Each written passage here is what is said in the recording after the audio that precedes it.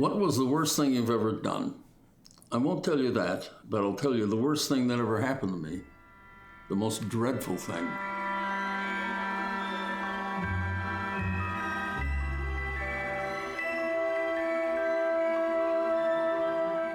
The truest possible answer for the matter of inspiration is that it comes from having been sitting down, staring at the same pages for a very, very long time, working in a slow, dogged, coal miner manner for as long as you can stand it, or longer than you can stand it. And then all of a sudden, celestial telegrams begin arriving, and you are told matters. You haven't thought them up. You are told matters, sometimes in the sentences that you must write down. For Ghost Story and for most of the other books that I've written, I used to go out with notebooks and a pencil or a ballpoint and simply make notes while I walked. I found that walking is very conducive to what we call inspiration. It's a matter of things going through my mind. I think this is because I permitted myself to get out of the way. One's own ideas, one's own personality tend to ruin really good ideas. Really good ideas seem to arrive from some other place. They are entrusted to you. It is your job not to screw them up as they go through you on their journey toward a book. This is about a character named Louis Benedict. His morning footprints were already filling with new snow. The air felt delicious, crisp as a winesap apple. Light snow continued to come down. If he could not go coon hunting without a groovy, he might be able to get in some skiing before long. Louis walked along his brick patio and stepped onto the path. Above him, the sky was dark and scattered with shining clouds, but clear gray light filled the day. Snow on the pine branches gleamed particular and white as moonlight. He deliberately set off on what was normally his return path. His own fear surprised him, tingling in his mouth and belly like anticipation. "Well, I'm here, come and get me," he said, and smiled. He felt the presence of nothing but the day in the woods, his house at his back. He realized after a moment that even his fear had vanished. And now, walking over new snow toward his woods, Louis had a fresh perception. It may have come because he was seeing the woods from an unfamiliar angle, going at them backward, and it may have been because he was just walking through them for the first time in weeks, not jogging. Whatever the reason, the woods looked like an illustration in a book, not like a real woods, but a drawing on a page. It was a fairy tale woods, looking too perfect, too composed, drawn in black ink to be real. Even the path, winding off in a pretty indirection, was a fairy tale path. It was the clarity which gave it mystery. Each bare and spiky branch, each tangle of wiry stalks, stood out separately, shining with its own life. Some wry magic hovered just out of sight. As Louis went deeper into the woods, where the new snow had not penetrated, he saw his morning's footprints, and they too seemed haunting and illustrative and part of the fairy tale. These prints in snow coming toward him. I have sometimes used actual dreams that I've had in books, but very, very few times. Once was for a novel called Coco, and the dreams were, that particular dream was very, very helpful to me in that it reminded me of a crucial fact about the main character that I'd forgotten until that point. It was also beautiful in its imagery. It declared itself in very, very striking terms. Far more usually than that, I get a kind of inspiration lying in bed at night. And when either they wake me up or I wake up and I suddenly am gripped by some notion, at which point I keep paper and pencil in a kind of container next to my side of the bed, and sometimes I can find those objects, and sometimes I can't. If I can't, I turn on a light and I write, or I find the objects and I take them into the bathroom where I can turn on a light and write those things down. Or I make the terrible mistake of trying to write them blind, in which my handwriting looks looks very, very childish, but also illegible. The great mistake is saying to oneself, as I have sometimes said, this one is so good I can never forget it. This is immortal, this one. I'm going to get the Nobel Prize with this beautiful idea I've just had. At least it's going to solve my whole book, and 6 months worth of work is going to go as if in a minute, so I can rest easy. So I go back and I go to sleep, and of course the whole thing is gone by the morning. This is our man Louis Benedict again, getting ready to go to bed. He was never sure whether this was a dream. In the night he heard a dreadful noise, the sound of the wind blowing all that snow back over his drive. It seemed like wakefulness, and it seemed too that he heard another sound, a sound like music blown on the wind. He thought, I'm dreaming this. But his muscles ached and wobbled as he got out of bed and his head spun. He went to his window, which looked down the side of the house onto the roof of the old stables and the first third of his drive. He saw a 3/4 moon hanging above desolate trees. The next thing he saw was so much like a scene from one of Ricky Zotter movies that afterwards he knew he could not actually have witnessed it. The wind blew as he had feared, and gauzy sheets of snow drifted onto his drive. Everything was starkly black and white. A man dressed in minstrel's clothing stood on top of the snow mountain going down to the road. A saxophone, white as his eyes, hung from his mouth. As Louis looked, not even trying to force his foggy mind to make sense of this vision, the musician blew a few half-audible bars, lowered the saxophone, and winked. His skin seemingly as black as the sky, he stood weightlessly on snow into which he should have sunk up to his waist.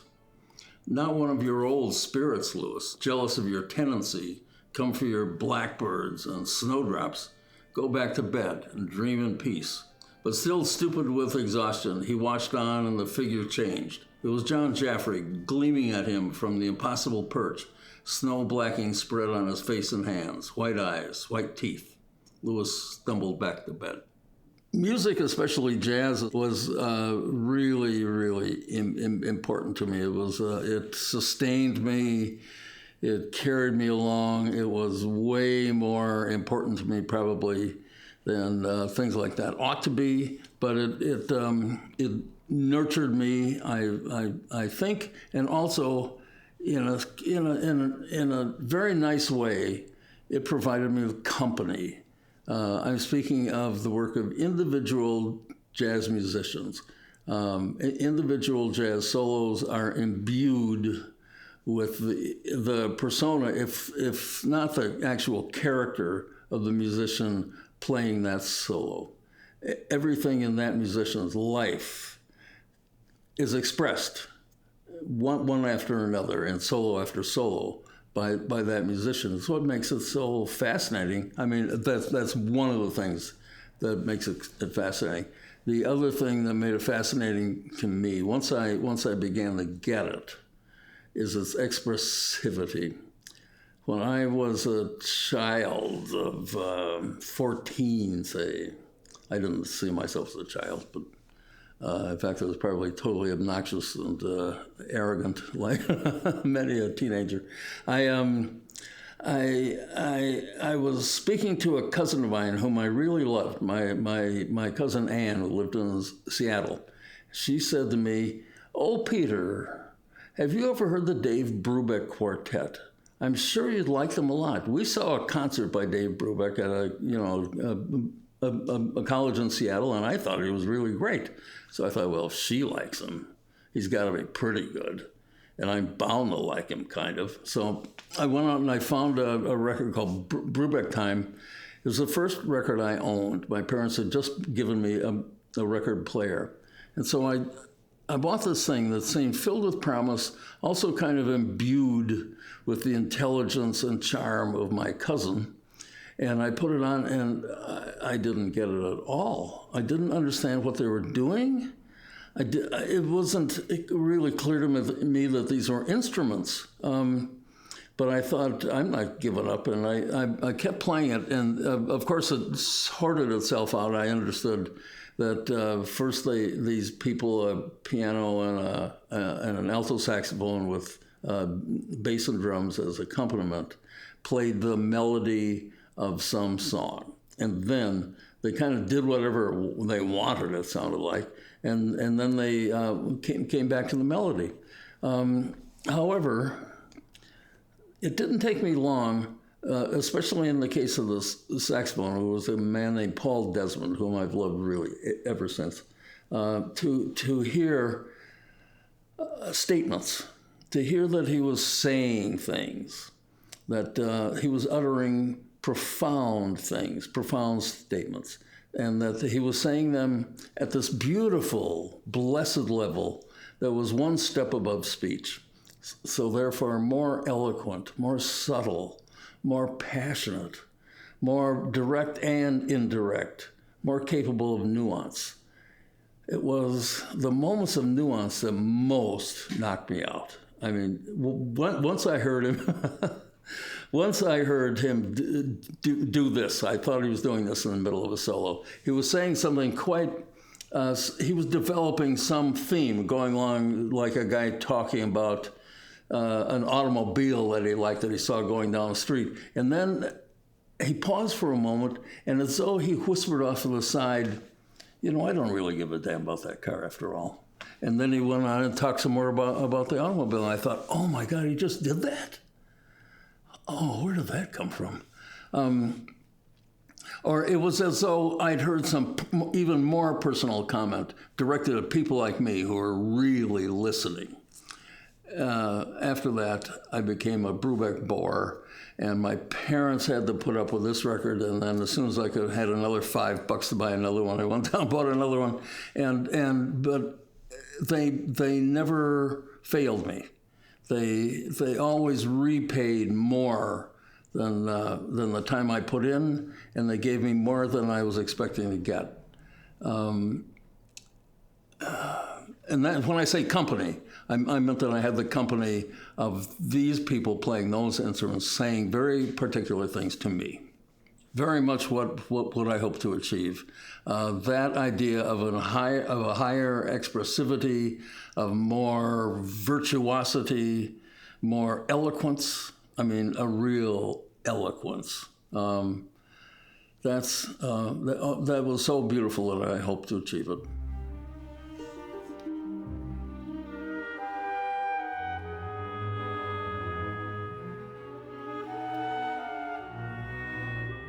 So this is Louis Benedict coming back on another day to his house and thinking that he sees his mistress's car and being wrong about that.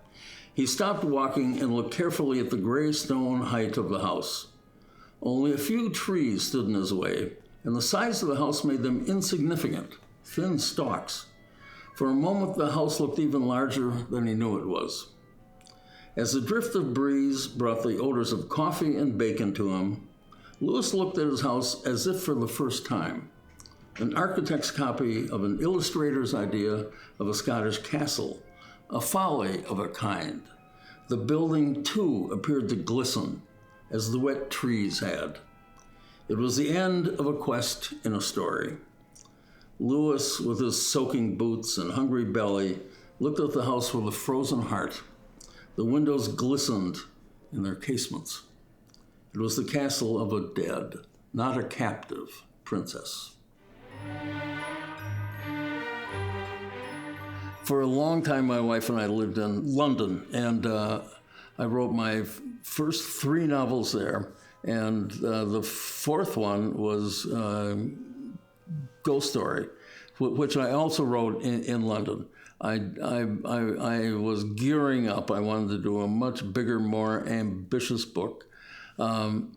This novel was going to be set in upstate New York, and I was going to write it from London without a research trip to see what it really looked like. What I knew about upstate New York, I had learned from one of those college trips you make when you're a high school student. And we'd gone to some place in upstate New York, perhaps Cornell. It was Cornell, I think. And what struck me as we drove through the landscape of upstate New York was that it looked a lot like Wisconsin. Same kind of hills, same kind of trees, same kind of cows. And so I felt as though I could handle that pretty well. What I couldn't handle was the local culture because I didn't know anything at all about it.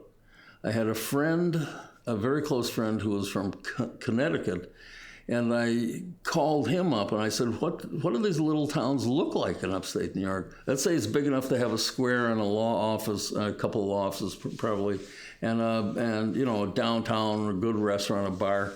What does it look like? What kind of beer do they drink? And he told me, I forget what now, Molson's? I can't remember, Genesee Ale.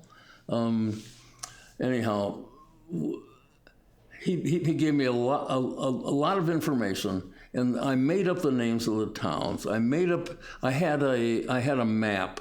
So once I knew where Binghamton was, I put the little town Millburn like 10 miles out of Binghamton, so I could get the numbers of the highways right, but I didn't know what any of that stuff looked like really, but I made it up, and my imagination was in good form because later on people came up to me and said, "Hey, I know that town. I've been to that. I've been to Millburn. You can't fool me. I know exactly where it is." And I said, well, good, I'm glad.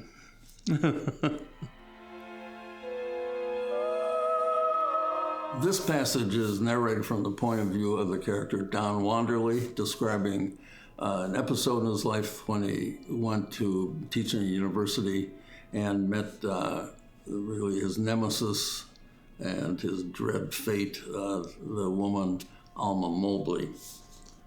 And he says, for one sign of Alma's abnormality, one indication that she was no one else I had ever known, was that she suggested a world in which advisory ghosts and men who were disguised wolves could exist. I know of no other way to put this. I do not mean that she made me believe in the paraphernalia of the supernatural, but she suggested that such things might be fluttering invisibly about us. You step on a solid-looking piece of ground, and it falls away under your shoe. You look down, and instead of seeing grass, earth, the solidity you had expected, you are looking at a deep cavern where crawling things scurry to get out of the light. Well, so here is a cavern, a chasm of sorts, you say. How far does it go? Does it underlie everything? And is the solid earth merely a bridge over it? No, of course it is not. It very likely is not. I do love Alma, I told myself. We will be married next summer. I thought of her extraordinary legs, of her fine, lovely face, of the scene I had with her that I was deep in a half-understood game. The Sears James story is based on Henry James' novella called The Turn of the Screw. One thing that I wanted to do very, very consciously in Ghost Story was to echo classic American tales of the supernatural or the eerie or the strange, and to have these classic stories retold in what I thought of as junked up versions in more colloquial, simpler, probably more colorful fashion in the book, told by other characters. The Chowder Society was going to be the source of these stories.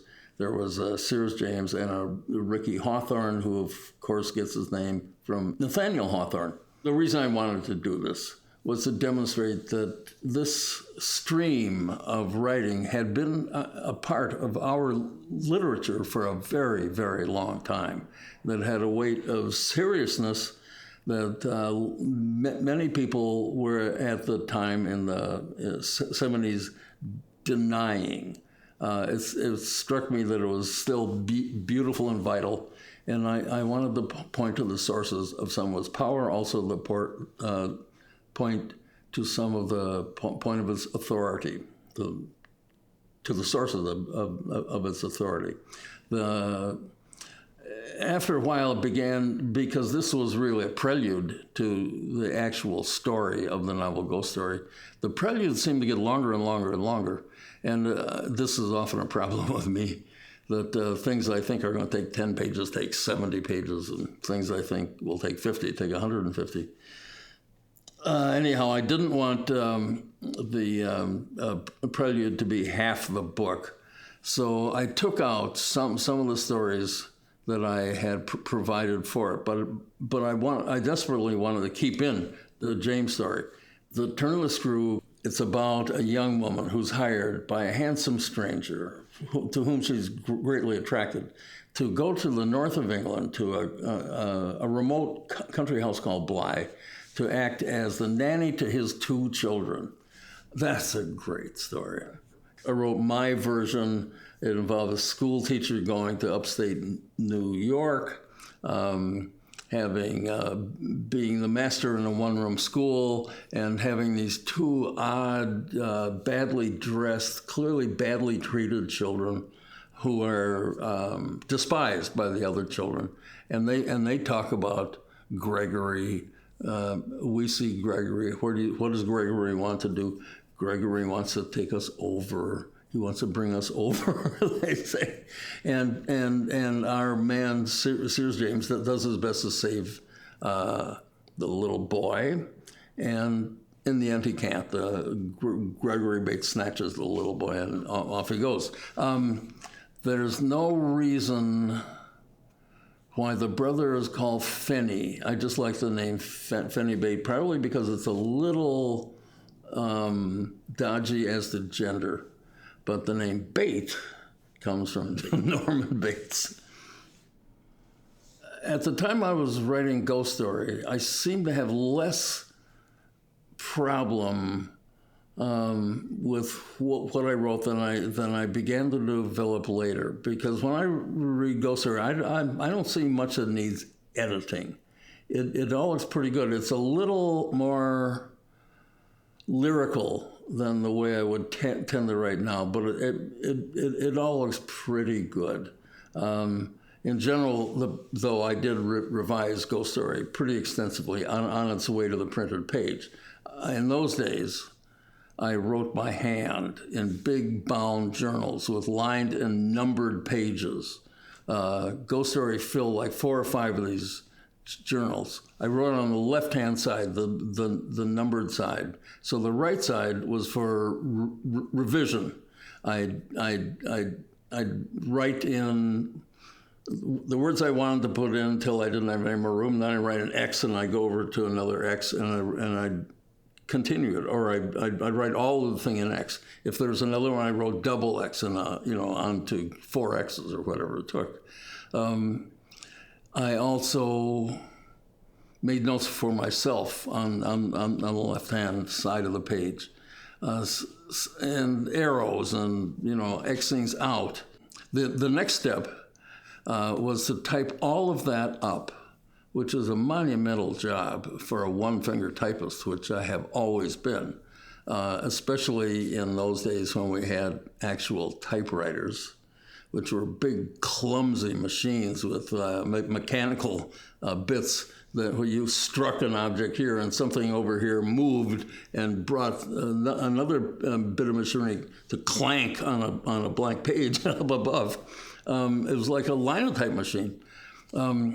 And you required carbons, which required carbon paper. So the whole thing was, you had to change typewriter ribbons. And some of that stuff was manually a little difficult, and the whole thing was kind of messy. And you couldn't delete.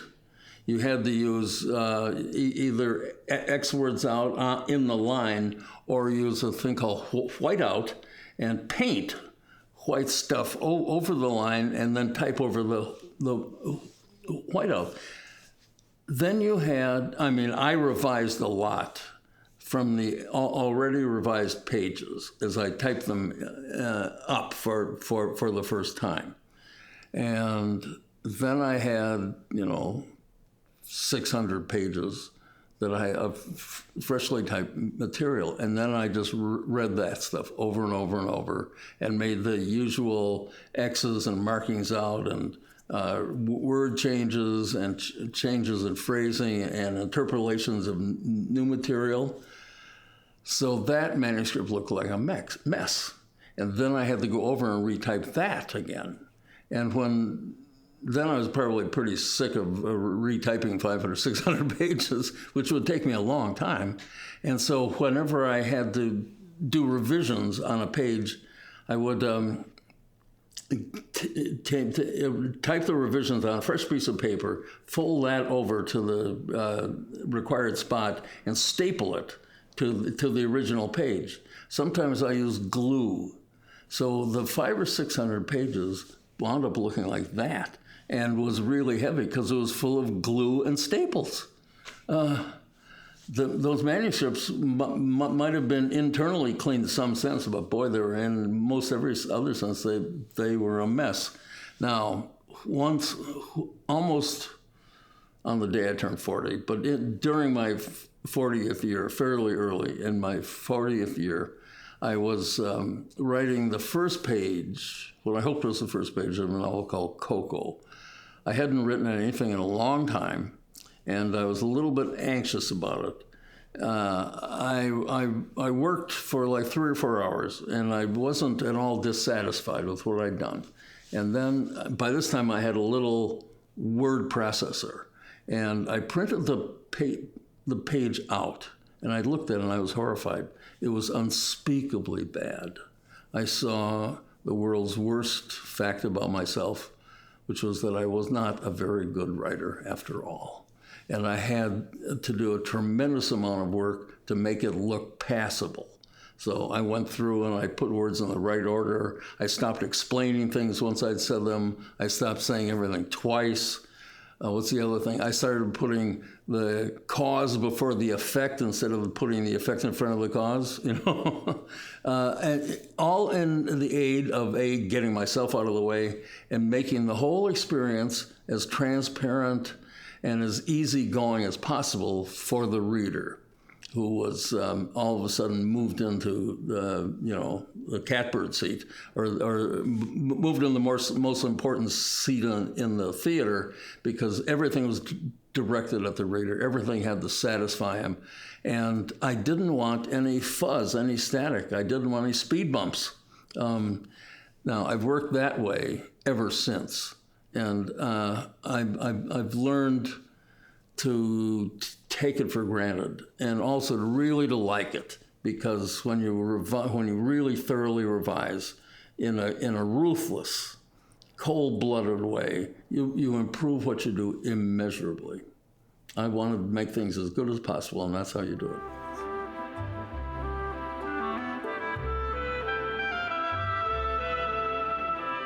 Oh, you told the secret. Well, there is no ghost. That's right. I wasn't even quite sure about that until some reviewer mentioned that it didn't even have a ghost.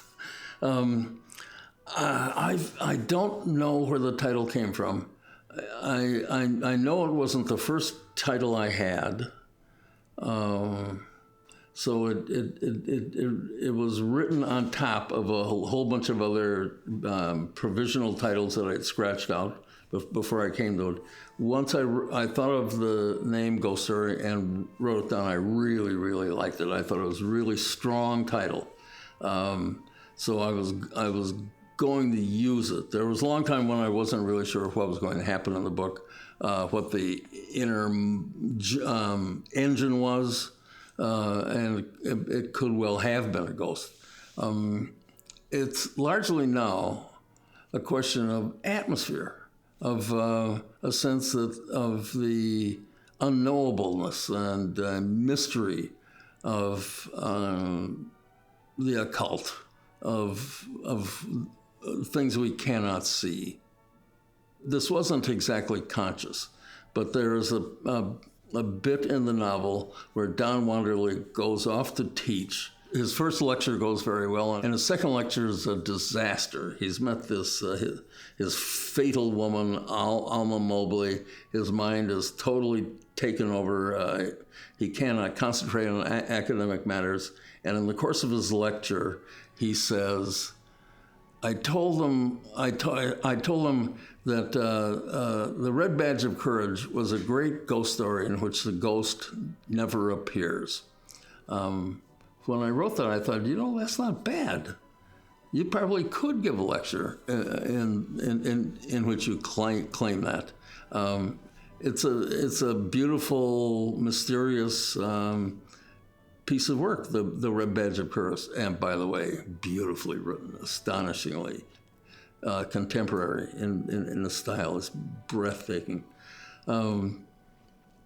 Anyhow, that's, if I have any justification, it's that one passage in the book that is, you can write a ghost story in which there is no ghost.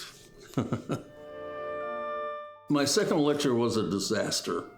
I brought out secondhand ideas, unsuccessfully tried to relate them, and got lost in my notes. I contradicted myself. My mind on other things, I said that The Red Badge of Courage was a great ghost story in which the ghost never appears. It was impossible to disguise my lack of preparation and interest in what I was saying. There were a few ironic hand claps when I left the podium. I was grateful that Lieberman was far away in Iowa. The experience of writing it was largely joyous. After I reached midpoint, I felt as though I was trying to keep in control of several very large bits of mechanical machinery on the order of tractors and trucks and trailers that were all speeding downhill at the same rate. And it was my job to make sure they all got downhill safely. That is, it was my job to keep everything in order and controlled and shepherded over as I neared the ending. It was a great experience. So I also knew that it was the best book I had done to that date.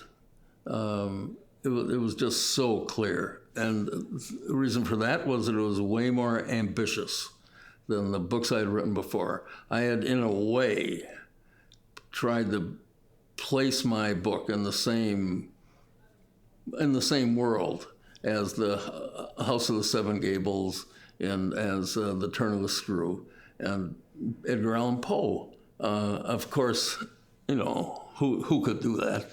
And I couldn't, but I got as close as I could. And everybody liked the book. But even before I knew that everybody liked it, I knew that it was really going to work and that it was going to change my life in some way. It changed it to a far greater degree than I ever imagined and made much else very, very possible for me. So I cannot but be grateful to it. It was it has done me an immense amount of good over the years. Because it felt so good and because I realized that I'd come into a new source of power, that I had moved up a notch and proven, at least to myself, that I was capable of doing much bigger, more ambitious, more inclusive novels than I'd done before. I wanted to keep on with that. I didn't want to rewrite Ghost Story, but I wanted to write books that were of its kind anyhow. So the book I wrote after that was called Shadowland, and it dealt with fairy tales and magic, and was a very, very ambitious, at times surreal, unprecedented book. I mean, I don't think I don't think there's too much else like it. There is one exception. It did take off from the John Fowles novel, The Magus, which has struck me hugely when I read it. And some part of me said, ooh, I want to do something kind of like that. And so Shadowland, in parts, is kind of like The Magus. A fact which only makes me love The Magus more, Anyhow, that went well too. By that time, Ghost Story had gone into the world and done extravagantly well. And I wanted to do something else like that, except wilder, more exuberant, more operatic, more gaudy, and more violent. And we had moved to Westport, Connecticut, Fairfield County in Connecticut, a very well-off, well-mannered, affluent place. And I started thinking of terrible things that could happen to such a discreet and modest and rather smug community. So terrible things happened. Westport blew up and half of it crumbled into the Atlantic by the time I was done. And about a third of its citizens died of a hideous plague. That kind of wrote all that kind of stuff out of me, and I think that was part of the point of Floating Dragon, was to get me past the kind of stuff that Ghost Story had gotten me into so happily. But it was very much the root and origin of the two novels that followed.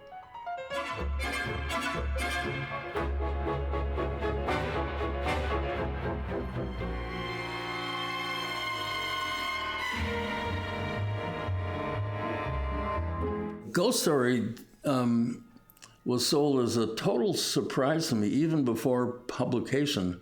It was sold at the time the paperback rights were being auctioned. Putnam Publishing Company at that time was owned by Universal Studios, and that's the connection. So someone at Universal read this book very early on, and they decided to buy it for what, for me, was a fabulous amount of money, just at the time the paperback was going up for auction, as you can imagine. The results were entirely satisfactory to me because it drove, of course, the price of the paperback way up. It was a great experience. It made me extremely happy. I liked, I was, of course, really happy that it had sold, and everything I heard about it on its way made me happy. I loved that Fred Astaire was going to be in it, Melvin Douglas. Douglas Fairbanks Jr., that old charmer, John Houseman, another great actor, Patricia Neal was in it. Everything looked great, and I had very great hopes for it.